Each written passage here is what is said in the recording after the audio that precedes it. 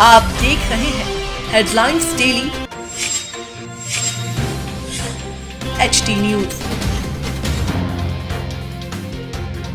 पूर्व केंद्रीय मंत्री असलम शेर खान अपनी बेबाक शैली के लिए जाने जाते हैं और बुधवार को उन्होंने इंदौर की रेसिडेंसी कोठी में पत्रकारों के बीच चर्चा करते हुए अपनी बेबाक शैली में मध्य प्रदेश की आगामी राजनीति को लेकर महत्वपूर्ण बयान दिए।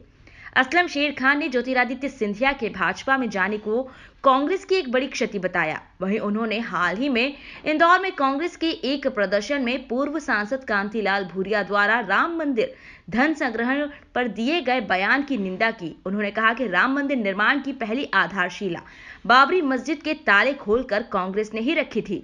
असलम शेर खान ने कहा कि आगामी 2023 के विधानसभा चुनाव में अकेले अपने बलबूते पर जीतना कांग्रेस के बस की बात नहीं है। कमलनाथ के नेतृत्व में कांग्रेस हिंदुत्व की ओर अग्रसर हो चुकी है। आगामी 2023 के विधानसभा चुनाव में मध्य प्रदेश की 230 सीटों में 115 सीटों पर कांग्रेस चुनाव लड़े और बाकी 115 सीटों पर दलित, आदिवासी और मुसलमानों का गठबंधन चुनाव लड़े तो ही भाजपा से मुकाबला करके उसे हराया जा सकता है।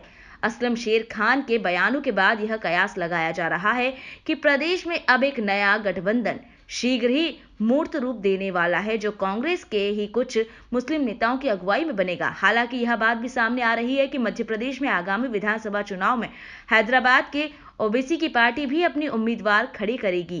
कांग्रेस के कुछ लीडर्स ने जो है वो बयान दिया था कि चंदे के पैसे से शराब पी रहे हैं और उसको लेकर काफ़ी विवाद भी हुआ मध्य प्रदेश में। क्योंकि आप मध्य प्रदेश में काफ़ी सक्रिय राजनीति की बातें कर रहे हैं, तो आपको क्या लगता है कि जो मुद्दा लोगों की आस्था से जुड़ा है उसको किस तरह से देखना चाहिए, और इस तरह की जो बयानबाजी है ये कांग्रेस को और कितना पीछे धकेल रही है? नहीं, मैं इस बात को ये बहुत ही गलत बात की। अगर उन्होंने ये बात की कि राम मंदिर के नाम पे चंदा लेकर शराब पी जा रही है, ये बहुत बड़ी निंदनीय बात है। लोगों की आस्था है राम के अंदर, और राम मंदिर के लिए अगर राम मंदिर बन रहा है और लोग चंदा दे रहे हैं तो मैं समझता हूँ कि ये मतलब इसके ऊपर कोई हल्की राजनीति नहीं होना चाहिए, और ये अपनी स्वेच्छा से लोग। कांग्रेस में सर इसी का उदाहरण है कि भोपाल में जो कल एक छोटा सी घटना हुई कि उसमें राम मंदिर के पोस्टर के ऊपर चंदा इकट्ठा किया जा रहा था अवैध तरीके से। जो लोग उस चीज़ से जुड़े हुए भी नहीं थे, उसको कांग्रेस ने उस चीज़ से रिलेट कर दिया है और चीज़ से जोड़कर अब अपना पक्ष रख रही है। बीजेपी की तरफ से उसमें FIR भी करवाई गई है कि गलत चंदा उगाही हो रही थी। देखिए, आपने जैसे कहा, जो मुझे जानकारी दी, मुझे नहीं है जानकारी क्योंकि मैं कल आ गया था देवास में, कि ये ज़रूर है कि उसका मिसयूज़ नहीं होना चाहिए। यानी राम के नाम के चंदे का कोई लोग उसको धंधा नहीं बनाना चाहिए। अगर वो धंधा बना लेंगे तो पैसे तो लोग दे देंगे, लेकिन वो धंधे में वो अपने उनके पॉकेट में चला जाएगा। तो गलत तरीके से राम के नाम पे चंदा नहीं होना चाहिए, ये भी सही है। लेकिन मैं समझता हूँ कि कांग्रेस पार्टी जो मैं देख रहा हूँ कि राम के नाम पर, राम मंदिर के नाम पर कमलनाथ जी के जो बयानात आए कि राम मंदिर में के बनाने में हमारा भी उतना ही योगदान है, क्योंकि हमने ही ताला खुलवाया बाबरी मस्जिद का, और एक तरह से रास्ता हमने दिया, और अल्टीमेटली ये स्टेज आई कि आज राम मंदिर बन रहा है। तो बीजेपी अकेला इसका श्रेय नहीं ले सकती, हम भी श्रेय ले रहे हैं। तो मैं ये कह रहा हूँ कि कांग्रेस पार्टी अब सही दिशा की तरफ बढ़ गई है कि हिंदू मेजॉरिटी प्लेइंग पे अब खेलने जा रही है।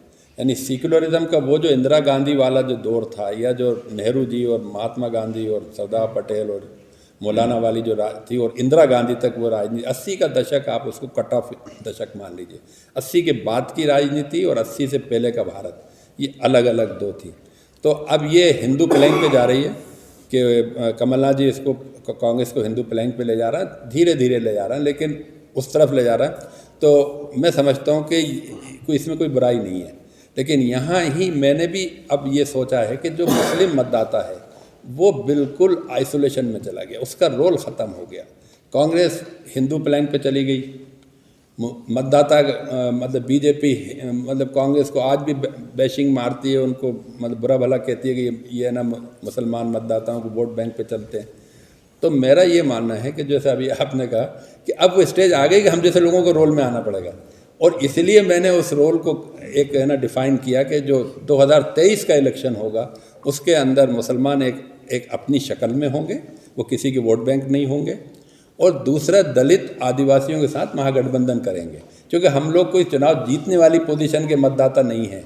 मुश्किल से 2-4 सीटों पे कोई जीत सकता है, बाकी हम जिताने की पोजीशन में। तो अभी तक हम कांग्रेस को और बीजेपी को जिता रहे थे, अब पहली बार यहाँ पर ट्राइबल चीफ मिनिस्टर बनाने के लिए पूरी क्षमता से ताकत लगाएंगे और दूसरी तरफ दलित और माइनॉरिटी को मिला के एक फॉर्मिडेबल फोर्स खड़ी करेंगे।